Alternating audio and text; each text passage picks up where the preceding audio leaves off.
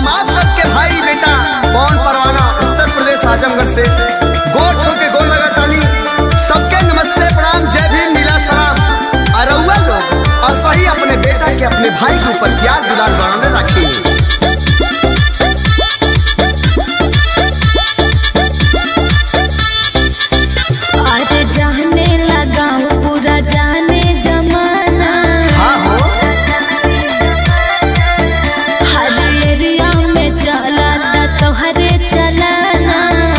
जनता के देन बा सुना ना बोला ना अरे जाने लगा वो पूरा जाने जमाना हर एरिया में चला ता तोहरे चलाना नहीं केहू से डरेला खाली अपने करेला कौनो सांसद हवा की अभिनेता। अरे बस सुन पगली भइल बानी हम सब कर चाहेता बच्चा बच्चा कहे नेता होई चमरान जी के बेटा बच्चा बच्चा कहे नेता होई चमरान जी के बेटा बच्चा बच्चा कहे नेता। अच्छा हो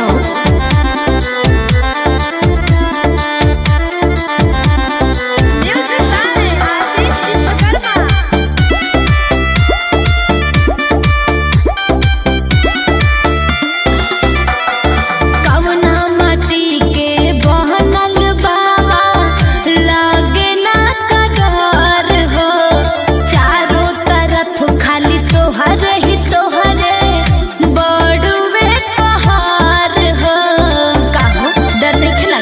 डर कौन ना करे कुछ करी नहीं कौनो हमारा रे रंगदारों के हाय रंगदार रे बुझली सिर कवनों के आगे ना झुकेला सिर कवनों के आगे ना झुकेला बच्चा बच्चा कहे नेता होई चमरान जी के बेटा बच्चा बच्चा कहे नेता होई चमरान जी के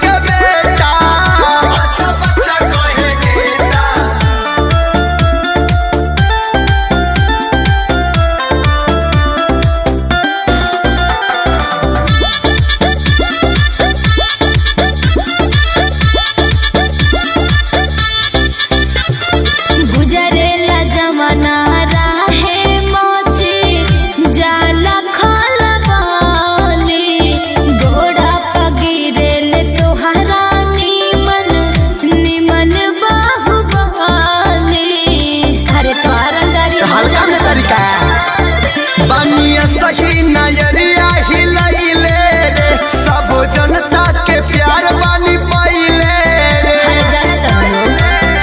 पवराजन के सलामी सब देता बच्चा बच्चा कहे नेता होई चमरान जी के बेटा बच्चा बच्चा कहे नेता होई चमरान जी के बेटा बच्चा बच्चा कहे नेता। आप सब ठीक होंगे तो मेरे डांस चैनल को आप सब आगे बढ़ाएं।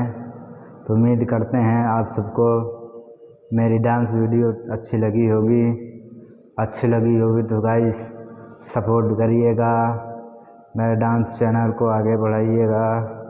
आप सबसे यही विनती करता हैं कि मेरे डांस चैनल को आगे बढ़ाइए।